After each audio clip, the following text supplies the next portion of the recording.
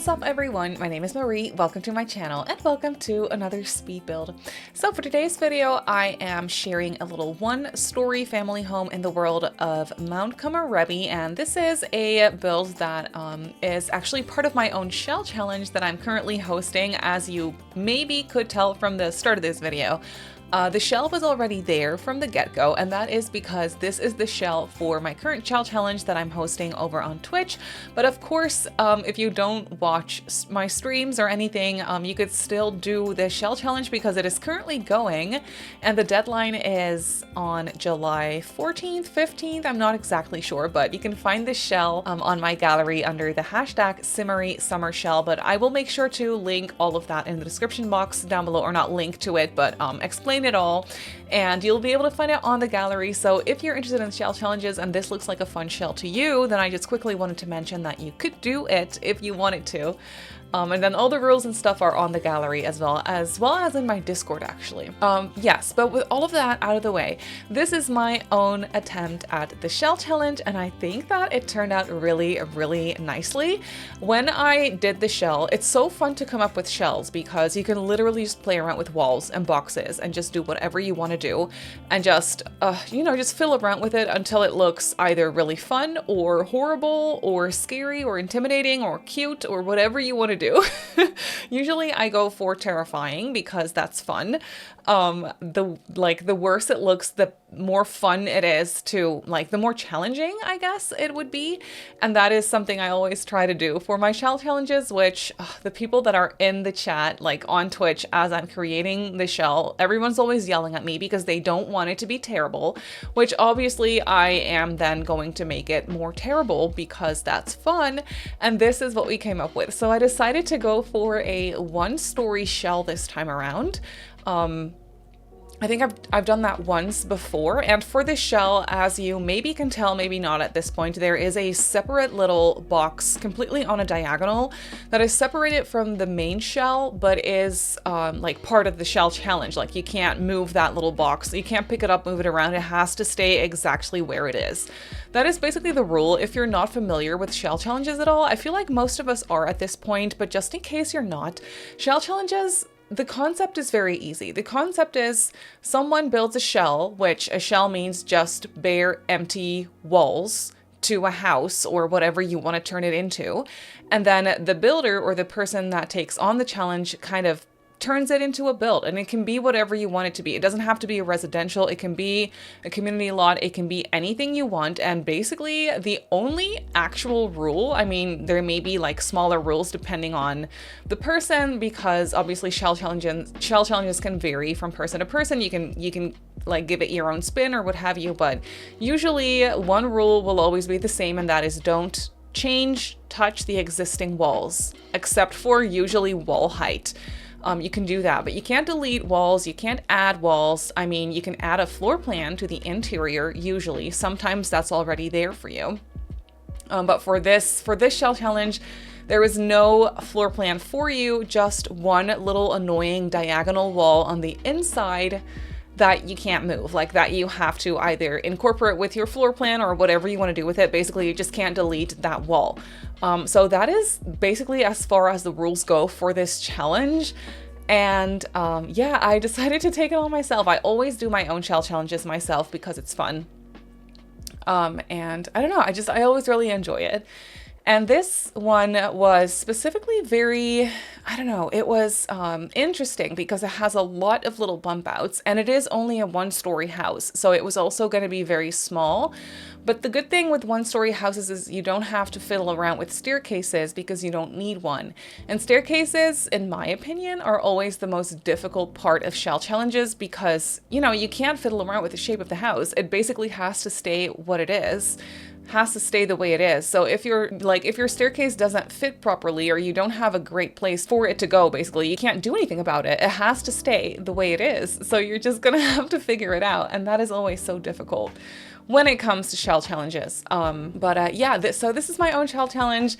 And I actually uploaded this one to the gallery before I went on vacation, which I think I did this almost literally 2 weeks ago.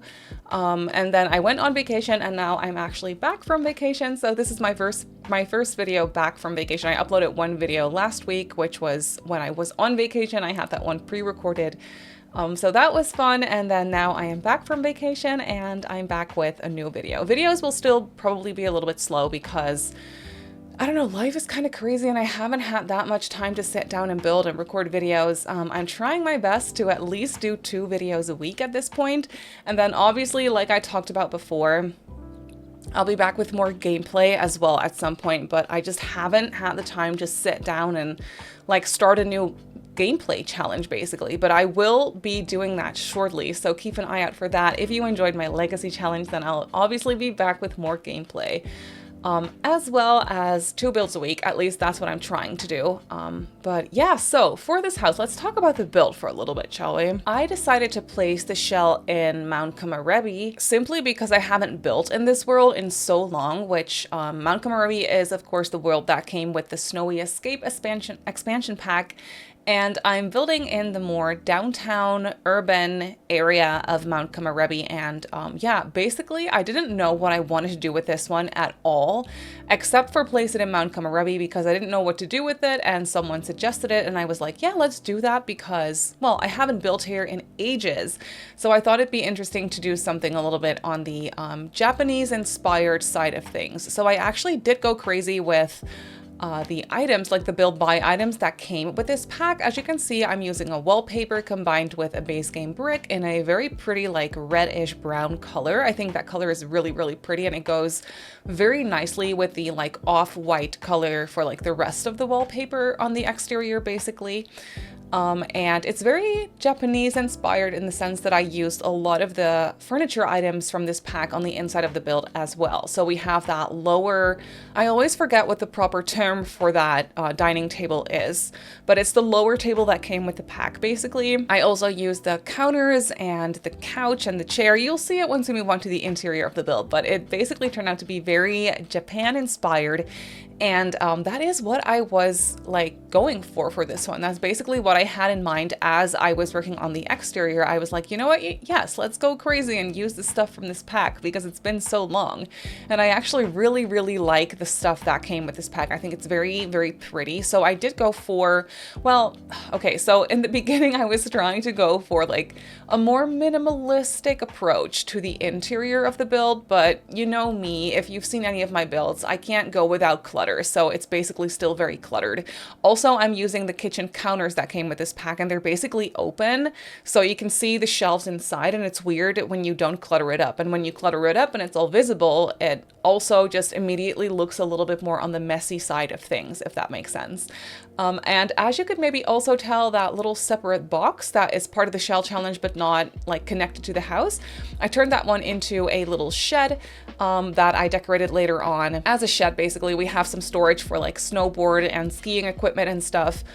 Because this is Mount Komorebi and I was thinking that at least one of the people living in this house would be into skiing and snowboarding.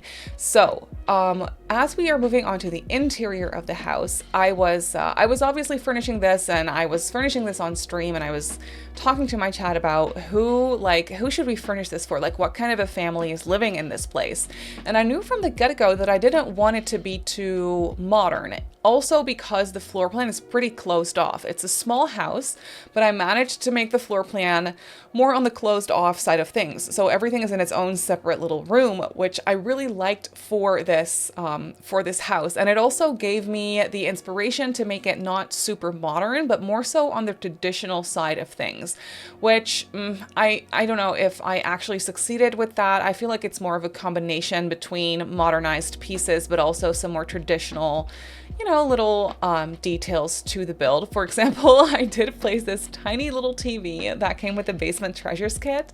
I placed that one in this pretty modern looking bookshelf.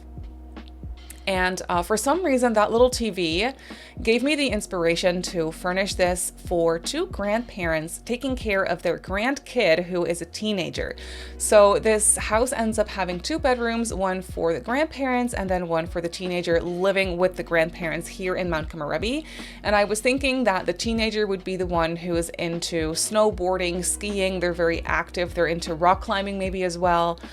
So they like all these extreme sports that you can do in Mount Komorebi. Maybe that's why they moved here, to live with their grandparents. I didn't really fully elaborate on the storyline behind the why the grandkid is living with the grandparents. Maybe something tragic happened to the parents, or maybe they were born, or maybe their parents live farther away from Mount Komorebi, but the teenager wanted to move here and move in with their grandparents because they're so passionate about skiing and snowboarding. And they were like, you know what, I want to go to high school here so that I can also take up these sports as like an extra activity. And that's why they moved in with their grandparents. That's kind of the thing that I had in mind, but you could go any which way with the storyline. Of course, if you have something else in mind, then that could also work. But, you know, the moral of the story is this teenager is living with their grandparents in Mount Komorebi in this small little one-story home. And I feel like the grandparents are traditionally or originally from Mount Komorebi.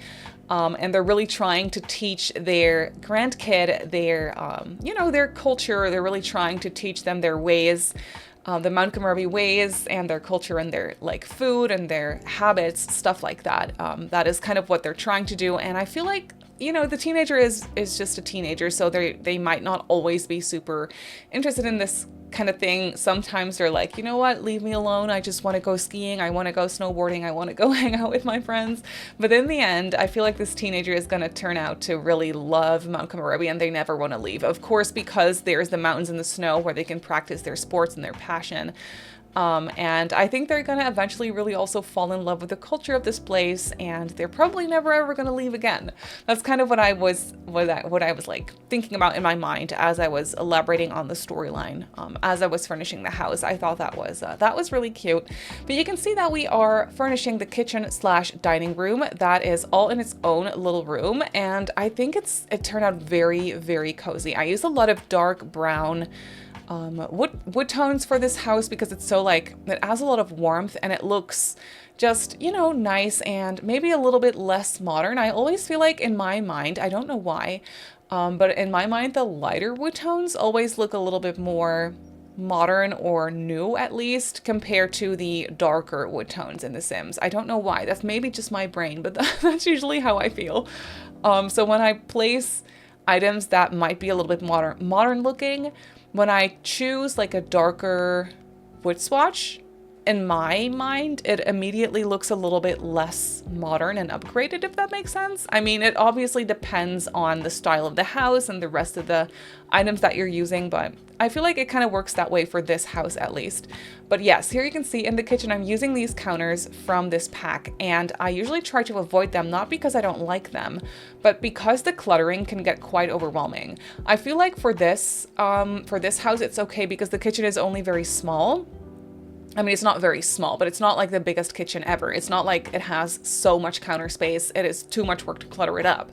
I could easily clutter it up, but sometimes when I have bigger kitchens, it can be a little bit overwhelming, and sometimes it could look a little bit messy. I wish we had like one variant of this counter that actually had like some cupboards or drawers or whatever, so that you could, you know, not like look straight into them, if that makes sense, and then just combine some open swatches with some closed swatches. I feel like that would have been perfect, but I like them the way they are, like how simple and clean they are, and that goes for all of the furniture items in this pack, actually. But then off of the kitchen and dining, which is the biggest room in the house, you kind of have this sliding glass door into this little sunken living room area. It's one step down. I played around with platforms a little bit in this build, not too much because we are only on short wall height. I could have gone down, like I could have created like a conversation pit or what have you, but I thought that the one step down was already enough. It created enough of like a level difference where I felt like it made sense, and I thought it looked good still. Because sometimes I can go a little bit overboard with platforms, and then it just looks You know, it can look a little bit messy. Sometimes I do that where I like to, or where I'm building like a mid-century house. And with mid-century houses, I really like to play around with platforms because that was just a thing there, you know, like conversation pits and stuff, just like split level situations. But sometimes with platforms, it can just look a little bit, you know, it can look like you really tried to make it work, but in the end, it's like, I don't know. It looks a little messy. Maybe you know what I mean, maybe not. But I feel like for this house, this one step down little area feels natural, and I feel like it all flows together still. And then this is the living room, so it's only a small little room. We have no TV in here. I did place a TV in the dining room area actually because I felt like the dining room kitchen is the biggest room of the house, and that is where the family really comes together for family time, have meals together, just hang out together, and that is when they will maybe also turn on the TV from time to time and just hang out in the kitchen, dining room, whereas the living room might feel a little bit more on the formal side of things. Also very cozy, but more of like, you know, a formal conversation area, no TV, no distractions, but still cozy looking, if that makes sense. And then here off of the kitchen, or actually off of the hallway, because we do have an entryway with like a bathroom off of it and then 2 bedrooms and also a laundry room, which I thought it was really cute to add laundry to this house actually. It just adds a little bit to the family gameplay, if that makes sense, and I just think that it was a nice realistic thing to add to this house. But here we have the grandparents' room, and the house is not very colorful, it's very neutral, so I thought it would be nice to add a little bit of a splash of color here in the grandparents' bedroom. So I chose to go for this really light like mint pastel green wallpaper in the bedroom. I thought that was a nice subtle touch of color without making it too overwhelming, but still like nice and fresh and not too you know, repeated everywhere. I didn't want to do like another neutral wallpaper that is kind of similar to the rest of the house. Like I wanted to do something a little bit different here in the bedroom, and I thought that that made sense actually. And then I chose to go for some like dark gray or black details as well. As you can see, I created this little accent wall where I use the same brick that I'm using on the exterior, just in the black or dark gray, very dark gray swatch here. I thought that added a little bit of a something to the bedroom that it needed. And then also the bedding, as you can see, is black or very dark gray, and it just, you know, makes the room feel very sophisticated and pulled together, and I really like how it turned out. So here we have this little square room that I wasn't sure what to do with. We already had a full bathroom off of the hallway, so I was like, it doesn't really make too much sense to be turning this little square room into another bathroom. So I decided to turn it into a laundry space, which I thought was really fun and super realistic. And I used this very pretty sliding door from the pack with a nice print on it that is just so decorative and beautiful. And I really need to use that door more often because it's really pretty. And I thought it was perfect for like a laundry space. In the hallway, basically. You can really tell that they like closed off a portion of the hallway by placing a sliding door, and then behind there is like the laundry machines, if that makes sense. I don't know, I just felt like it was very realistic and nice.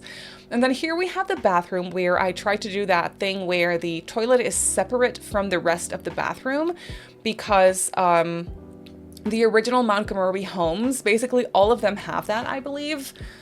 So I thought it was a nice little traditional, you know, aspect to the house that I could easily do in my version of this house, like this Japan-inspired little house as well, where the toilet is in its own separate little room within the bathroom, if that makes sense. So that's what I did. And then for the rest, the bathroom is very simple. We just have a shower tub combo and a sink, of course. And then here, the last bedroom of the house is for the teenager, and this one obviously stands out a little bit compared to the rest of the house. I did that on purpose because, you know, it's the grandparents' house and then a teenager is living with them. So obviously this bedroom would be a little bit more colorful and a little bit more messy.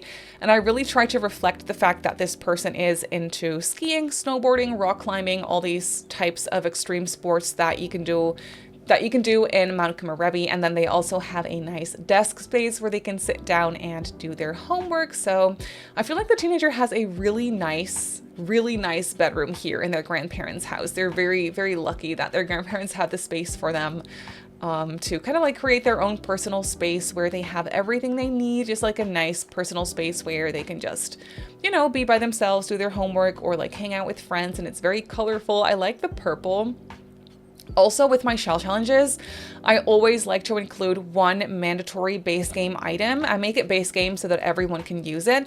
And for this one, it was the pride flag. So the pride flag is the mandatory item for the shell challenge, and I decided to place it here in the teenager's bedroom. I thought that would make sense.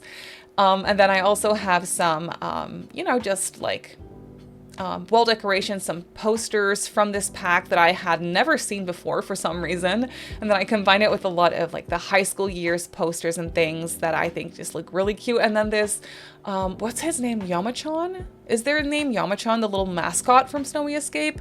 I placed some stickers on the wall, which I thought was really cute. And then they just have this nice blow up chair in a purple color. Some things in this room are very mismatched, but I did that on purpose because of course not everything would always match perfectly. And I thought it was just so nice and colorful and it made sense for a teenager. And then here in their bedroom, after I placed all the main like furniture pieces, I tried to clutter it up to the best of my abilities. So we have some makeup stuff, and then also just some nice high school years clutter. I use a lot of high school years, actually. It combines very, very nicely with the furniture items from this from the Snowy Escape pack. I feel like it just looks really nice together. And then they have their own little desk with a laptop.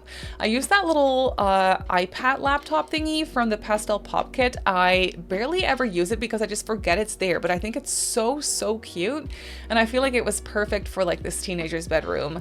And then on their desk, they have just heaps of clutter. I was thinking maybe they're into gaming as well from time to time. So they have some gaming related stuff on their desk as well, and some magazines and a nice hat, stuff like that.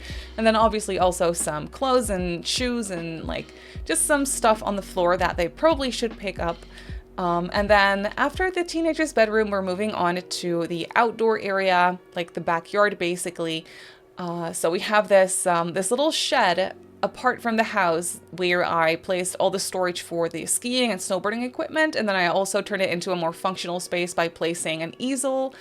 And I think I also placed a I placed the woodworking bench outside of the shed. So that one is there as well.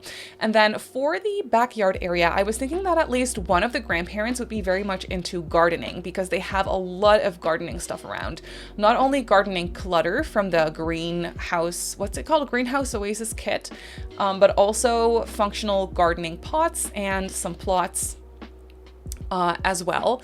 So at least one of the grandparents would be very much into gardening is what I was thinking. And then maybe also maybe the other grandparent is into painting, or maybe both of them are into everything. I don't really know. But I basically just wanted to include lots of activities for the grandparents and the teenager to do as well. So you can find lots of gardening related stuff here. And then for the rest of the landscaping for this house, since this is in the more like urban area, I really wanted to try and tie it in with the rest of the world. So I created lots of pathways around the house to kind of make it seem like the pathways are part of the like city or the town, if that makes sense. So there's not a whole bunch of grass, and the grass that we have like in this backyard, I turn it into like gardening areas. There's this one little square of grass here as well, where I placed down some plots for crops from the cottage living pack. I thought that was nice. But we also have a seating area in the backyard and a picnic bench. But that is basically it for this build, so let's jump in the game and I'll show you the house in real time. So here we have the house in the game. I just now realized that I placed a children's bike in front of the house because I placed that one before I was set on the household living in this house, like the storyline for the house basically. So there is a children's bike out front, but that's okay. You can always just delete it or replace it for an adult bike. But for the rest, I feel like it blends in with the world nicely. There is always this issue where we never get the perfectly matching tiles or flooring to whatever you see around in the world. So there is this gravel around in the world, as you can see, but we don't have a perfectly matching swatch to it. So I decided to just do something completely different and go for like a lighter swatch. And I still feel like it blends in nicely because there is this nice border around this lot basically. So you can get away with a lot actually, and that's nice. But yeah, here you can see we have the front of the house. We have some landscaping here, and then over here we of course have have the front door and a letterbox as well, lots of plants, potted plants. And then around here we have this little bench, and then there is a makeshift gate into the backyard, and then over here we have the shed and a little woodworking bench like tucked away behind the shed. But here in the backyard in this area we have a grill tucked away in there, and then also a picnic table, lots of gardening related clutter and decorations, an outdoor bin. And then here in the shed we have storage for snowboards and things, and also an easel, and then for the rest just some nice clutter and decorations, just some storage basically. And then also this decorative gardening table basically. Then over here in the backyard we have all these planter boxes and these pots, and we also have some insects or bugs or whatever you want to call them. So lots of gardening over here, and then a nice seating area here on the other side of the backyard, and then some more gardening opportunities over here on this side. But then when we go inside over here we have the entryway. I really like how the floor plan came together. It's a little bit messy, but I feel like it makes sense for the house. So basically here we have the entryway with just some entryway decorations, coat rack, shoes, bookcase, and then off of the entryway here we have the laundry space. It is small but functional. I placed this laundry basket in front of the sink on purpose because I don't want Sims going from the kitchen to wash their dishes in here. So I made it unusable basically by placing the laundry basket in front of it. Then through this hallway over here we have the kitchen and dining, which I think is my favorite area of the house because it really looks like this is like the center, like the heart of the house, if that makes sense. This is where the family comes together, have their meals together, just talk about their day, talk about school, stuff like that. So they have this nice dining table over here and a bookcase, a little TV, and then here they have their little cluttered and lived in looking kitchen that I think just turned out so nicely. Then over here next to the fridge they have some produce from the garden is what I was imagining. I thought that was a cute little detail. And then over here just you know, some potted plants and storage and things. And then through this sliding glass door we have the formal living room. So yeah, just a nice dresser with some knickknacks and some board games stored in there as well. And over here they have their couch and some shelves behind the couch for some additional clutter and decorations, and then also games next to the couch. I really tried to represent that this family really values their family time and they spend a lot of time together by playing games and stuff. So over here through this door in the hallway is the grandparents' room. It has a little bit of a splash of color as you can tell by the green walls, but for the rest this room is pretty simple. They have their dresser over here. It's only a small room, so I didn't have heaps of space for items basically. But they do have this cute reading nook in their bedroom with this rocking chair that I thought was a cute detail as well. And then over here is the teenagers' room, which is a lot more colorful and stands out a little bit compared to the rest of the house, and I obviously did that on purpose. So their room is very cluttered. They have this snowboard side table situation with a whole bunch of knickknacks and some storage boxes underneath it. They have their desk with their computer set up, obviously a dresser, and then just this little area where they can hang out and read a book or do their homework or do some studying. And then over here is the bathroom. The bathroom is very, very simple, just a nice shower tub combo and a sink, and then a toilet that is in its own little room separate from the rest of the bathroom basically. But that is basically it for this house. So this grandparents' bungalow is up on the gallery. It comes in at just under 60,000 simoleons. It's really less expensive than I thought it was going to be. So I'm actually quite impressed by that. It has 2 bedrooms, 1 bathroom, and I built it on a 30 by 20 in the downtown area, the urban area of Mount Kamarebi. So if you want to place it in your game, then that is where it goes. But that is going to do it for today's video. So I really hope that you enjoyed this build. You can obviously go ahead and download it off the gallery like I just showed you. My username on the gallery is Simmary Sims. You can also follow me on Twitter, Instagram, and on TikTok if you'd like. My username on there is Simmary Sims as well. If you're not subscribed to my channel already, feel free to do so, and if you want to be notified of every single time I upload a video, just click that little bell icon and you should be fine. I also live stream over on Twitch a few times a week, so if you're interested in that, go ahead and give me a follow over on twitch.tv/Simmary Sims. So I just want to say thank you so much for watching, and I'll see you all in my next video. Bye!